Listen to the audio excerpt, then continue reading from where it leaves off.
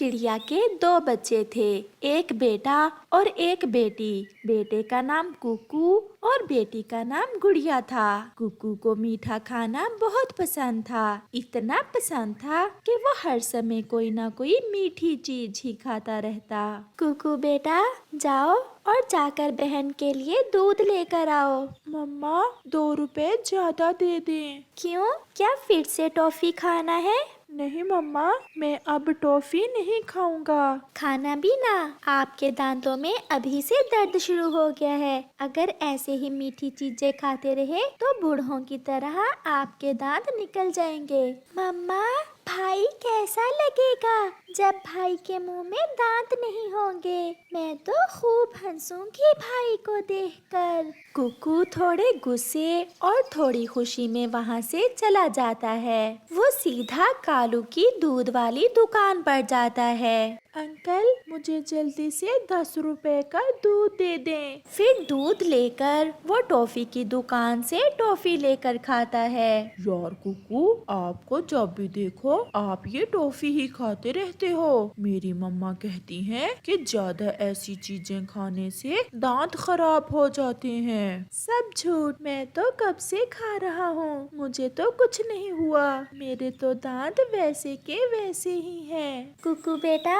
आज मैंने आपके लिए गरम गरम कबाब बनाए हैं। नहीं मम्मा, मैं तो बस मीठा ही खाऊंगा, मुझे नमकीन चीजें अच्छी नहीं लगती। बेटा, मीठा भी खाते हैं और नमकीन भी, सब्जी भी और फल भी। ऊपर वाले ने हमारे लिए हर चीज में कुछ न कुछ बेहतर रखा हुआ है। परंतु मम्मा, मुझे तो जो मजा मीठा खाने में आता है कुछ और खाने में नहीं आता। ऐसे कुकू अपनी मम्मा का कभी कहना ना मानता। वो हर समय मीठी चीजें और बाजारी टॉफियां ही खाता रहता। फिर एक दिन कुकू, उसकी छोटी बहन गुड़िया और उनकी मम्मा सोए हुए थे कि कुकू उठकर रोना शुरू कर देता है। मम्मा, मम्मा, मेरे दांत में बहुत दर्द है।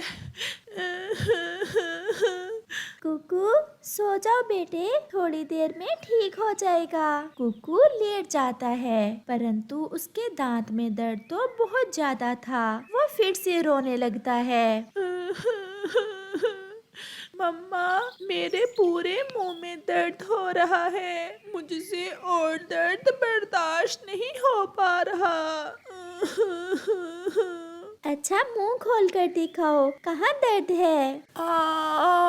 यहाँ मम्मा, यहाँ दर्द है। थोड़ा और मुंह खोलना कुकू बेटा, आपके दांत तो काले हो गए हैं। मैं आपको थोड़ा गर्म पानी देती हूँ, उससे दर्द कम हो जाएगा। फिर कुकू की मम्मा कुकू को गर्म पानी देती है, जिससे कुकू का दर्द थोड़ा कम हो जाता है और वो सो जाता है। सुबह हो जाती है और कुकू की मम्मा कुकू से कहती है, अब कैसा है कुकू बेटा, दांत का दर्द ठीक हुआ या नहीं अभी? नहीं मम्मा, मुझे डॉक्टर के पास ले जाएं, मेरे दांत में फिर से दर्द शुरू हो गया है। कितनी बार मम्मा ने आपको बाजारी टॉफियाँ खाने से रोका था, अब पता चला ना कुकू भैया।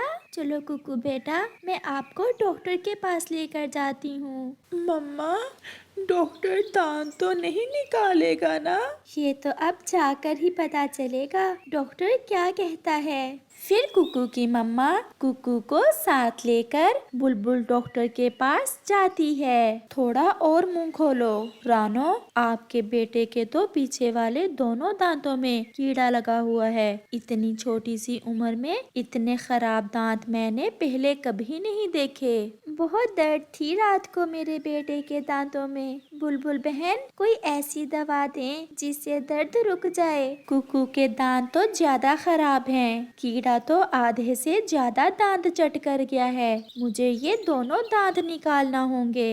ये सुनकर तो कुकू फिर से रोने लग जाता है। आप जो रो रहे हो, मैं ना कहती थी ना खाओ बाजारी टॉफियाँ, तब तो आप मेरी एक ना सुनते थे। बहुत ज्यादा मात्रा में टॉफी खाने से कुकू के दांत खराब हो गए हैं। आंटी, आंटी प्लीज मेरे दांत ना निकालें प्लीज। सब हंसेंगे मुझे देखकर। मैं कौन सा बूढ़ा हूँ। पहले वादा करो कि फिर कभी बाजारी टॉफियाँ नहीं खाओगे, फिर मैं देखती हूँ। वादा, पक्का वादा। मैं कानों को हाथ लगाता हूँ। मैं फिर कभी ऐसी फजूल चीजें नहीं खाऊंगा। फिर बुलबुल कुकू को दर्द की दवा देती है, जिससे कुकू का दर्द रुक जाता है। बुलबुल बहन, आप कुकू को बता दें कि फिर कभी अगर इसने ऐसी चीजें खाई तो बाकी के दांत भी खराब हो जाएंगे। ऐसे कुकू को पता चलता है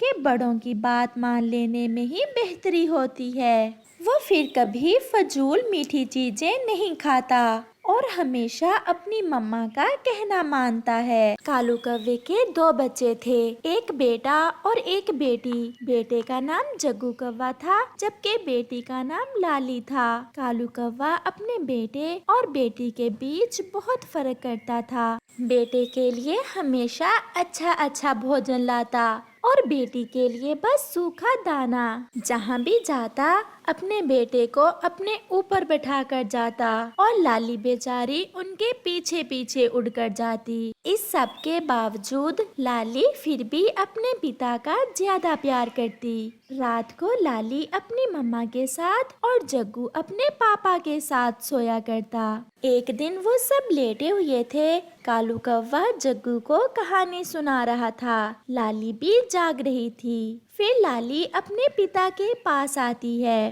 पापा जी, मैं आपके पंख दबाऊं?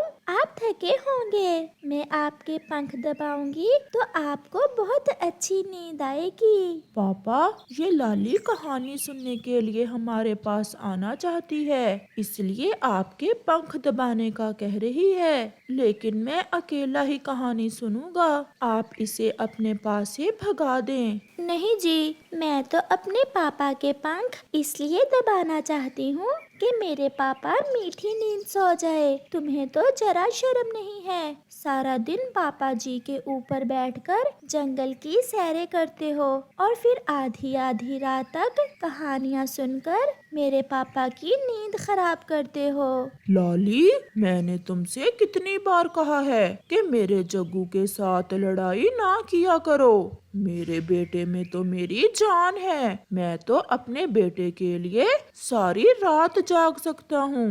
तुम जाओ, अपनी माँ के पास जाकर सो जाओ। लेकिन लाली फिर भी अपने पिता के पंख दबाती है और जब तक कालू सो नहीं गया था, लाली उसके पंख दबाती रहती है। फिर अगले दिन कालू अपनी पत्नी गोरी कव्वी से कहता है, गोरी, मैं जग्गू को अपने जंगल के इंग्लिश मीडियम स्कूल में दाखिल करवाने जा रहा हूँ। अकेले जग्गू को या लाली को स्कूल में दाखिल नहीं करवाना? और वो इंग्लिश मीडियम स्कूल तो बहुत महंगा है। हम उस स्कूल की फीस नहीं दे सकते। महंगा है, इसलिए तो अकेले जग्गू को वहाँ दाखिल करवा रहा हूँ। मैं ओवर टाइम लगा लिया करूँगा और अपने बेटे की फीस दे दिया करूँगा।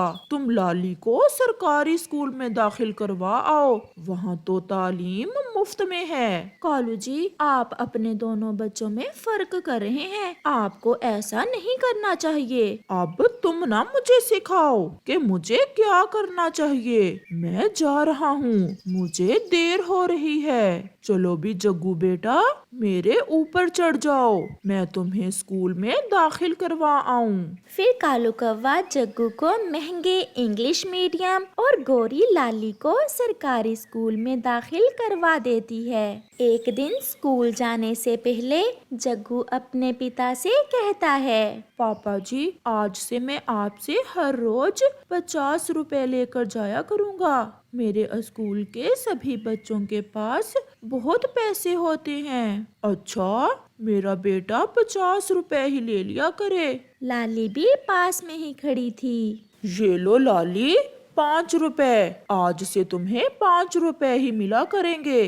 तुम्हारा भाई महंगे स्कूल में पढ़ता है ना, इसलिए उसे ज्यादा पैसों की जरूरत होती है। पापा जी, मेरे लिए 5 रुपए ही बहुत हैं। बस आप अपनी सेहत का ख्याल रखा करें। कितने कमजोर होते जा रहे हैं आप। फिर लाली और जग्गू अपने अपने स्कूल चले जाते हैं। ऐसे ही कुछ दिन बीत जाते हैं। फिर एक दिन शाम को जब कालू अपने घर से वापस आता है तो उसका घर तो ऐसे सजा हुआ था जैसे किसी का जन्मदिन हो।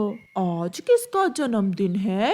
हैप्पी बर्थडे माय डियर पापा, हैप्पी बर्थडे। पापा जी, आज आपका जन्मदिन है, आप भूल गए? कालू जी, आपके जन्मदिन का तो मुझे भी याद नहीं था। ये सब सजावट तो लाली ने की है।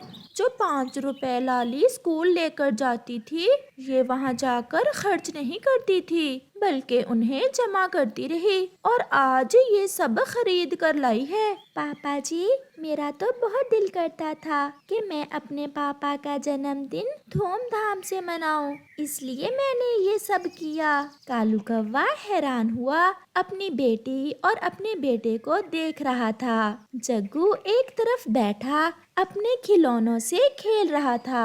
उसने एक बार भी अपने पापा को बर्थडे विश नहीं किया था, जबकि लाली ने अपनी थोड़ी सी पॉकेट मनी को जमा करके अपने पापा के जन्मदिन को इतना खास बना दिया था। कालू कौवे को आज एहसास हो रहा था कि बेटियां कितनी खास होती हैं। ये बेटियां ही होती हैं जो अपने माता पिता से इतना प्यार करती हैं। कालू अपनी बेटी को अपने गले से लगा लेता है और फिर उसने कभी भी अपनी बेटी और बेटे के बीच फर्क नहीं किया था, बल्कि लाली का प्यार तो वो जग्गू से भी ज्यादा करने लगा था।